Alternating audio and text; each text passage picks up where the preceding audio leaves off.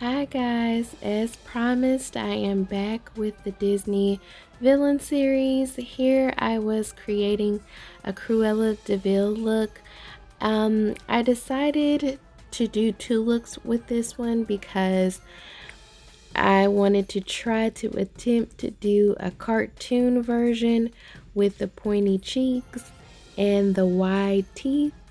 It came out pretty good. I am not like the best when it comes to like scar wax and that type of thing, but it came out pretty decent, so I was satisfied with it. So this is just some clips of that transformation, but I will show you both looks in the end. So I hope that you like it, and I'll be back with more videos soon.